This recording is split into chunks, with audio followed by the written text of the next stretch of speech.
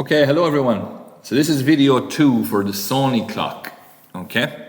Now for this one, it's a little bit complicated at the start. There's a bit of deleting and stuff to do with the last part. But once you have that done, the rest of it kind of comes together. So what I'm going to do is I'm going to actually open up the last part. So I'm going into the main body. I'm actually going to open that up. So I find it on my desktop, I find the part, or I find on my USB key, I find the part, and I double click for it to open up on SolidWorks. And what will happen is you're directly back to where you should be finished. Now you cannot do this part of the video unless you have fully completed video 1. So you need to have video 1 fully completed, and then you can watch video 2. That's very important, especially for the next trick that we're going to do. Okay, so on your clock, once you have it completed to this standard, I'm just going to click on this face here, and what you'll see is cut extrude 3 is what highlights on the left hand side. For other people it might be a different number, but this is the one that highlights. The one that highlights, I'm going to right click and I'm going to click the button here, edit feature. And inside here I'm going to click flip side cut, and I'm going to click the drop down arrow, and I'm going to change it to true all, and I'm going to click the green tick. And what will happen is a whole load of stuff will go missing, and SolidWorks will start showing up a lot of red and yellow images, and that's all fine for the moment. There's no need to panic. That's not anything wrong with the video. Once you have that done, we're going to save now. So I'm going to go to SolidWorks File, and I make sure that I click Save As. If you make a mistake here now and click the wrong option, you're going to have to redo the video 1. So make sure at this exact moment you click Save As. And I'm going to change the name from part 1 Sony Clock main body. I'm going to change to part 2 Sony Clock screen. And I click Save. This message will come up for everybody. Just click OK. And then we're ready to go. Now we're going to have to delete these things here on the left hand side that are giving trouble. Just going to right click, click delete, click yes, click continue. And it's okay, this warning message coming up, don't worry about that, just click close. Right click this one, click delete. So I'm working my way from the bottom up. Just click close. Right click again, click delete, click yes, just click close. Right click again, click delete, click yes, just click close. Right click again, click delete, click yes, click close. Right click again, click delete, click yes. And now we're ready to start moving on. Now, once you have it looking like this and there's no orange or red on the left hand side, we're ready to move on. I right click anywhere I like up here on top. I click sketch. I hit the space bar. I click normal 2. I then go to sketch and I click the drop down arrow and I click corner rectangle. A nice big corner rectangle just like so. So notice I started outside the object, but I finished inside the object. Once I have that done, I go to Smart Dimension. From the front edge here to that line there, that needs to be 15. Click the green tick. So push escape on your keyboard. If this happens, that it ends up being inside like this, just click the corner and drag it that it's outside the object. Once you have that done, then go to Features, Extruded Cut, change from blind to true all both, click the green tick. And now what you have left is an exact front screen of the Sony Clock. Once you have that done, just click Save.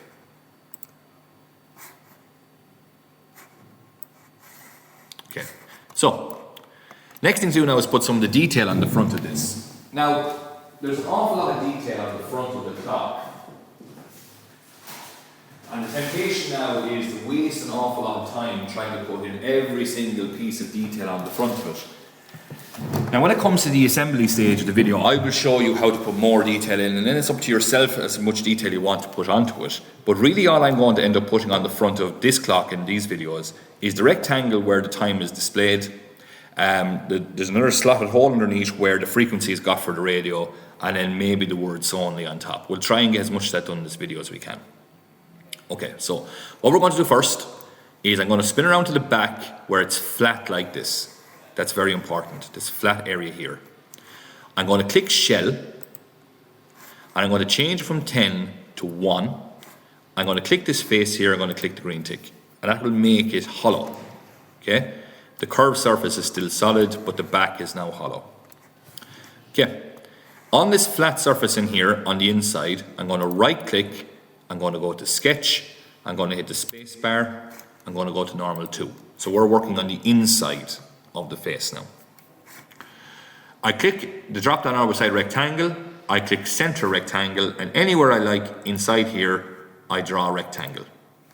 Now this is the most important rectangle, this is what displays the time, and that rectangle is 70 millimeters by 20 millimeters. So I go to Smart Dimension, click the bottom, drop that random number anywhere I like, type in 70, push enter, click the side, drop that random number out anywhere I like, and we're going to type in 20. Once I have that done, I'm going to click the bottom, I'm going to pick up this very bottom line here, and that height that it has to be up is a total of 14. I then push escape a couple of times on my keyboard. I click the center of the rectangle, I hold down control, I click the center or the origin, and on the left hand side I click the option vertical. That's the rectangle in the right place. Next then, once I've done I click the green tick. Next we have to do is put in the slot for reading the frequency. So it's actually not a slot, I'm just studying there now, it's actually another rectangle again. So we're actually going to go to center rectangle again. Anywhere like here, draw a long rectangle. We'll go to Smart Dimension. The bottom of this particular rectangle is smaller. This rectangle is 50 by 5. So we change it from that random number to 50. And we change this number here to 5. And then from the bottom of the clock to that rectangle there, that distance, try again. From this to that line there, that height up is 5. And then again, I push escape a couple of times on my keyboard. I click the center of the rectangle, I hold down control, I click the origin, and then I click the option vertical. Once I have that done, I go features, extruded cut, change it from blind to true all, click the green tick. And if you spin this back around to the front now you have the front cut out for where the time is displayed and for where the frequency is done for the radio. The final thing to do now is put the word Sony in. So I'm going to spin back around again here to this side. I'm going to right click anywhere I like in this face, going to click sketch, going to hit the space bar, going to click normal 2. And the next steps are very important, that you make sure that you follow exactly what I'm saying or else the text will not work. Firstly, I go to sketch, I click the drop down arrow beside line and I click midpoint line. I try and pick up that blue line coming up from the origin, click once, drag to the left, click again, and immediately go to the left, immediately push escape on your keyboard, click that line, go to the left hand side and click the option for construction. That's vital. I then click the green tick. We Smart Dimension that from the top of the rectangle that we cut out to that line there, that distance, I need to delete that measurement, it didn't work out. No. Okay, so what we'll do is we'll put that measurement in first. So the length of that line, that's how long the word Sony is. That has to be 26, so we'll leave it at 28. And then push escape on my keyboard, click Smart Dimension, click this line here, click that line, and that distance is a total of 1. Now, we then go to the letter A here, which is text. I click that line anywhere I like. And I type in capitals Sony, S-O-N-Y. Now, first thing we have to do is we have to centerize the text. The next thing we have to do is put the text backwards because we're working at the back side of this, and you'll see that in a few minutes. I then untick Use Document Font, and I go to Font. And what we're going to pick here, the one that I thought was best looking, was Colenia MT, and I put in bold, and I said that the height of that text has to be a total of 4. So I changed that 3.50 to 4, click OK. That was the best I felt it would work. I then click yes. I immediately go to features. I immediately go to extrude boss base. Now you'll see that it's extruding the wrong way when you move it to 3D, so we need to click the flip button here. And I don't want it to come out 10, I only want it to come out 0.1. That update. 0.1 is actually not far enough, I forgot there's 1 millimeter, so it's actually 1.1 is what we have to use there, sorry about that. And give it a chance to update because it is a bit slow when it's trying to work out distances like that.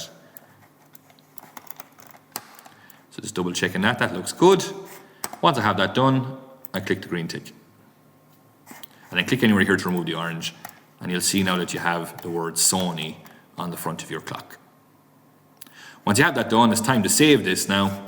We'll go to File, Save As, and we're going to leave it the name Part 2 Sony Clock Screen. We make sure we save it into the same folder as the last time. I click Save, click Yes, and then make sure that you back up and update everything to a USB key. Okay, that's the end of that video. Thanks very much.